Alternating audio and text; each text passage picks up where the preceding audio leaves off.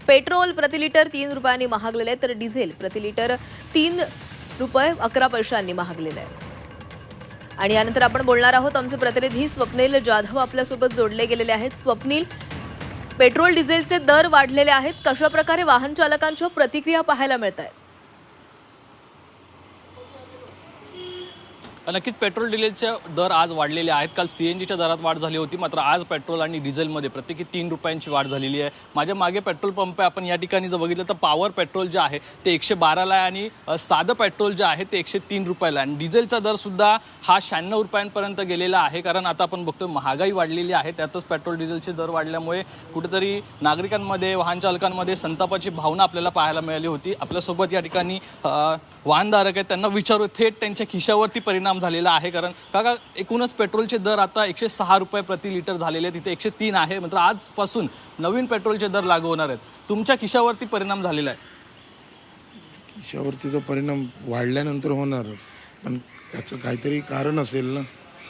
काल सीएनजीचे दर वाढले, आज महागाई वाढते, पेट्रोल वाढेल, उद्या अनेक गोष्टींचे महागाईमध्ये वाढ होणार आहे. त्यामुळे थेट परिणाम हा सामान्य नागरिकांवर होणार आहे, तुमच्यावरती होणार आहे.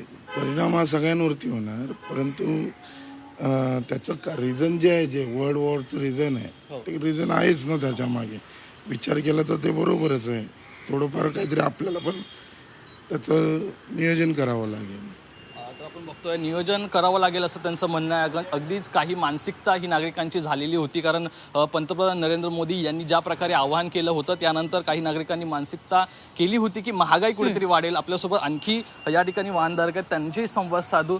सर, पेट्रोलचे दर वाढलेले आहेत, डिझेलचे दर वाढलेले आहेत, काय नक्की तुमची प्रतिक्रिया? कारण आता थेट महागाई वाढताना पाहायला मिळते. हे बघा दादा, युद्धामुळे दर जर वाढले असतील तर इंडियन माणसांनी ते भरावेत. फक्त ते जे वाढलेले दर आहेत ते एकदा वाढल्यावर पुन्हा युद्ध संपलं किंवा काही झालं तर ते कमी करत नाहीत. हाच माझा प्रॉब्लेम आहे.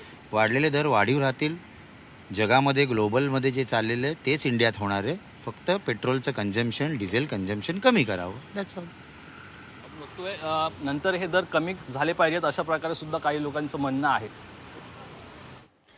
नक्कीच स्वप्नील, तर खरं तर नागरिकांच्या संमिश्र अशा प्रतिक्रिया पाहायला मिळत आहेत. कारण सर्वसामान्यांच्या खिशाला कात्री लागणार आहे. सीएनजीचे दर वाढलेले होते, त्यामुळे रिक्षा टॅक्सीचा प्रवास महागणार होताच, आणि त्याच्यामध्ये आता पेट्रोल डिझेलचे भाव देखील वाढलेले आहेत. धन्यवाद दिलेल्या माहितीसाठी.